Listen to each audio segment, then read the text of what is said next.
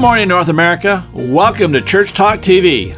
Lively talk about life, church, and church life.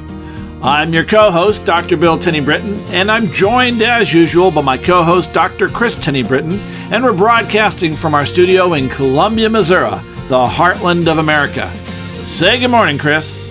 Well, good morning, and welcome to Church Talk TV. Kris and Bill Tenny-Brittian here today to talk about the 4 processes that grow churches. And I just want to start off by saying that Bill Easom is one who really noticed this, that every single effective church on the planet, everyone focuses on 4 things and really only focuses on 4 things. Well, and let me say, it's not just about growing your church, right? I mean, we're well-versed in growing churches, et cetera, but people get caught up into the growing your churches. And I want to bring home what we keep saying, that it's about your church being effective and sustainable. Those two go hand in hand. And which in a lot of cases, the sustainable piece means you have to grow. Most churches could use a little growth to be sustainable. And effective churches grow as well, right? Yes. So anyways, and what we're saying, these 4 processes, it's true of any church, including congregations that are meeting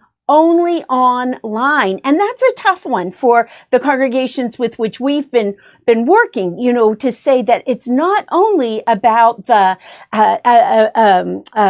worship service, but it's more than that, and trying to get them to expand that thinking and move beyond their conversations, as we said, that are primarily about the building. These 4 processes, as you say, really work whether you're inviting people next spring, next fall, whenever we're actually back Hopefully in our buildings. Sooner than that. Yeah, hopefully sooner. We'll see. Whatever it is, or right now, while you are doing only online worship, or maybe in the future when you're doing both and you're taking your online campus seriously. Anyway, there's 4 processes. I just want to jump in there for a moment, because you have been handed this fabulous opportunity in this fabulously opportune time. We finished 2020 and it was, oh my gosh, what a horrible year. Oh my gosh, what a great opportunity and a time to be thinking about holistically about who you are as church. So now is the time to be thinking about this and having these conversations and figuring it out sooner than later, so you can finish 2021 on a really good note, whether that's in a building or not. That's right. So there's 4 processes, and every church that plans on growth, becoming effective, improving their sustainability, being faithful, they do these 4. And those 4 are: you got to invite people, which is the way Billy said, but you got to get butts in seats. And whether that seat is in front of a video camera or in front of a computer or sitting in your pew or in a chair or standing in your sanctuary, whatever it is, you got to get them there. So you got to invite them. Then you got to connect them to the church and to each other and to God. You got to make this connection. And Easom said, you got to retain them long enough for the 3rd process is you got to disciple them. So you invite them, you connect them, then you disciple them. And then in the end, once they're effective disciples of Jesus Christ, or even before they're fully developed disciples of Christ, the next thing to do is to send them back out into the mission field from whence they came, so that they can reach more people for Jesus Christ and get them back into that circle of 4 processes: invite, connect, disciple, and send. Go. Or that's right, go. We have this ongoing thing: are you going or are you sending? And the deal is, we got to get people out of the church building and into the marketplace, or out of from behind their computer and into the computer world, so that they can invite and send and disciple, and all the rest of it. So, yeah, right, exactly. Yeah, whatever. I caught him on it last night. All right. So let's talk for a moment about invite. This is where we are inviting people. And a lot of us are right now inviting through Facebook. We're using Twitter, all of those pieces. But the number one way, if you've been in church for any amount of time, you know this, the number one success for invitation is the personal invitation. If you want people to come, you got to invite them, and a personal invitation is marketing. Marketing really only makes it easier for personal invitations. There's Right. nothing wrong with marketing. No, it's not like this. There's nothing wrong with marketing, but the whole thing about marketing is to make it easy to invite. Oh, I saw that newspaper article. Oh, I saw that Facebook post or whatever. But the invite is not just about extending the invitation. It's Right. about what people find when they arrive in your, in your Zoom room or at your service. In your Facebook live Or in your sanctuary. Right. That's exactly right. It's about that hospitality. How are they being received? Who is receiving? Do you have somebody there to say hello, to help to find a place for them to sit, to help them work through the worship pieces? So I think that actually takes us into the connect piece. And because once you get them there, Yeah. once you get someone there, again, as Easton pointed out, you've got to retain them. You got to hang on to them. They got to come back again. The butt's back. The butt's got to come back. That's right. So you have to retain them at least long enough so you can begin discipling them. And the reason people come back, they may love your service, and that's true. And hopefully they love the music, regardless of the style. Maybe the sermon touched them. But the main reason that most people come back is because they make a connection with somebody, and they feel like they've been seen. They've not been judged. Accepted. They're accepted. They're like, yeah, and someone invites them back. Someone, not just a greeter, no one is excited about the Walmart greeter who says, "Good morning, welcome to Walmart." Hey, it's great that they have that, but everyone knows they're being paid to say, "Good morning, welcome to Walmart." Same thing for your greeter. Whoever is there greeting, they know that's their job. But when someone else comes and has a conversation, not just good morning, but has a conversation, seems interested or is interested, not just seems, and gets to know the person and invites them back or invites them to something else, invites them to their Sunday school class, a small group, or hanging out with a coffee time after the online service, that helps them to come back. So you help them connect. Now you're connecting to a person. Ultimately, we hope they connect to the church. And typically in our culture today, the last thing is they connect to God. Very rarely do they start with the connection of God. Some come with that connection already, but we're talking about people who are less church than others. Can I jump in for just one moment? And that's to say, I always thought worship was the pinnacle. I planned these great worship services, this magnificent sermon message and the follow-up and how we were going to do that, the right music, blah, blah, blah, because I wanted them to be touched by God and for them to touch God.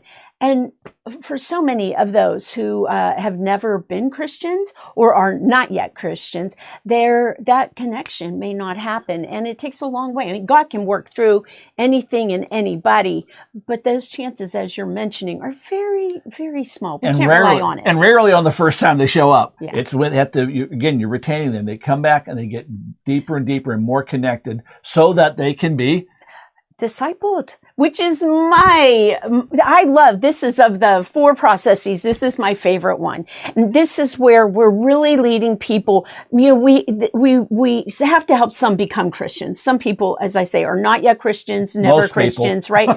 right? No longer Christians. But it's not about being a Christian. It's really about being a disciple. That's right. Jesus didn't call Christians. He called disciples, those who would follow him, those who would live the ways he taught and teaches, even still today. Discipling happens in a variety of different ways. And usually we're trying to get people connected, right? Further connected through large group teaching. And that is in a worship service. But it's more than that. In training, seminars, workshops that you have.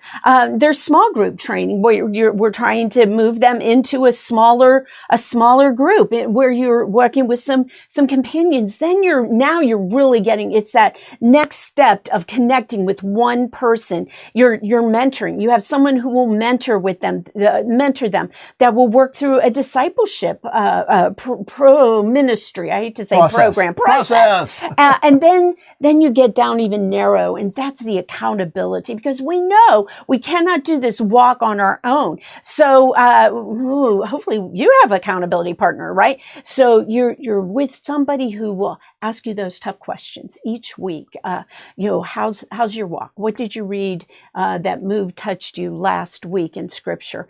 So that's that discipling processes. And we're going to talk about all of these in future episodes. We're individual things to tease them out, and there's lots to talk about in discipleship and connecting and inviting. But all of that is absolutely pointless if you don't send them back out, or if they don't go back out to do personal mission, to get back into the marketplace from whence they came, from where you came before you were a Christian, and begin rubbing shoulders with those who are not Christians. That's one of the biggest issues in the church today, both online and in person, is that Christians don't tend to hang out with non-Christians. Right. And it's like we're afraid we're going to catch whatever they have instead of sharing whatever it is that we have. You can't be faithful to the Great Commission if you're not hanging out with unchurched people. And so the going back out into the world to do personal mission with your neighbors, to do it locally, like in your town,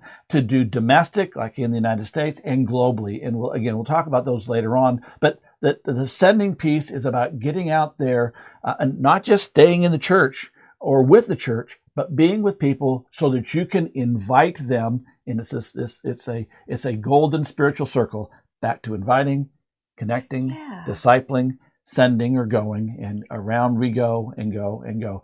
Those are the four processes that are absolutely critical, must-haves. And in fact, if you're doing anything in your church that isn't related to one of those four, you're not doing what the church is charged to do. Everything the church does must fit into one of those four categories. We're not here to be United Way. United Way is United Way. We are here to do... They're too good going. Yeah, that's right. And we are here to make disciples. That's the bottom line of why we do all of this. All right. Hey, we're almost out of time, and I know you have something to talk about. I do have one more thing to talk about. We want to bring to your attention a product that we have, one that's very near and dear to our heart, and that is Net Results. You can go to netresults.org. Yes, to pick up your copy or to subscribe. If you are not yet a subscriber, we have every other month. They're 2-month issues. I was about to say editions. Six issues a year. The January-February issue is out, and it is all about holiday planning, the whys and the wherefores of getting ready for the spring holidays. We are almost there in those spring holidays. And it's not just getting ready for just the holidays. It's for any holiday event, whether it's you're in sanctuary or not yet in your sanctuary. But do go netresults.org. My guess is the information is right down here beneath us, so you can link right there. Thanks for joining us. We'll see you next week. Bye-bye.